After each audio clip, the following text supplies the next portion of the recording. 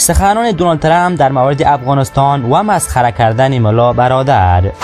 دونالد ترامپ در یک کنفرانس از چگونگی معامله خود با طالبان و اینکه چرا از افغانستان بیرون شدن صحبت کرد که ما آن را برایتان با دوبله فارسی میگذاریم. پس تا آخر با ما همراه باشید.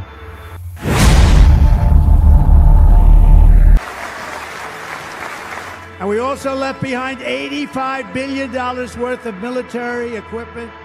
ما به ارزش 85 میلیارد دلار تجهیزات نظامی را در افغانستان به جا گذاشتیم. بسیاری شهروندان آمریکایی را پشت سرمان به حال خودشان رها کردیم. بسیاری از دشمنان ما به این قضیه جسور شدند. اگر برنامه ما را دنبال می‌کردند چنین چیزی اتفاق نمی‌افتاد. برنامه ما در صورتی عملی می‌شد که طالبان به وعده‌هایشان قدم به قدم عملی می‌کردند. در مدت 18 ماه طالبان یک سرباز آمریکایی را نکشتند. من با یکی از رهبران طالبان صحبت کردم. شما این داستان را می‌دانید، هنوز هم رئیس طالبان است. رسانه‌ها از من اعتقاد کردند که چرا با وی صحبت کردی؟ گفتم برای اینکه اونا سربازهای ما را میکشند. من باید برای کسی که مسلط این قضیه است صحبت کنم. برایشان هشدار دادم که دیگر آمریکایی‌ها را نکشید.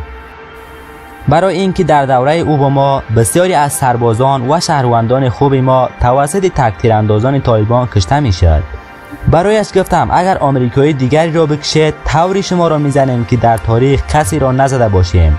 او گفت میفهمم عالی جناب. میفهمید؟ به من گفت عالی جناب. با تعجب از خود پرسیدم آیا او به دیگر رهبران ما هم میگفت عالی جناب؟ ولی دیدید که خارج شد از افغانستان. همه چیز را برایشان گذاشت و میدانید حالا افغانستان به یکی از بزرگترین فروشنده سلاح مبدل شده. میدانید چی میفروشند؟ سلاح‌های نو و قشنگی که ما برایشان دادیم.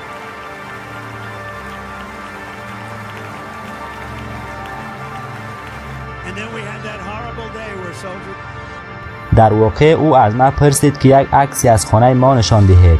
من گفتم که از مردمتان و یا یکی از زنهای خود بپرسید. در 18 ماه یک حمله به سربازان آمریکایی نداشتیم. و بعد از آن روزی وحشتناکی داشتیم که سربازان ما کشته شدند. پایگاه بگرام را دادیم برایشان. یکی از بزرگترین و قویترین پایگاه نظامی. من به خاطر افغانستان دوستش نداشتم، بلکه برای این بود که 1 ساعت فاصله داشت با مرز چین. و حالا میدانید آنجا را کی در اختیار دارد؟ چین. And now China is likewise circling Taiwan and Russian warships. ترامپ در صحبت‌های خود به جا گذاشتن تجهیزات و تسلیحات نظامی در افغانستان اشاره کرد. اما آیا به راستی این مشکلی اصلی است؟ حقیقت این است که اسلام همیشه بر صلح، عدالت و حمایت از مظلومین تأکید دارد.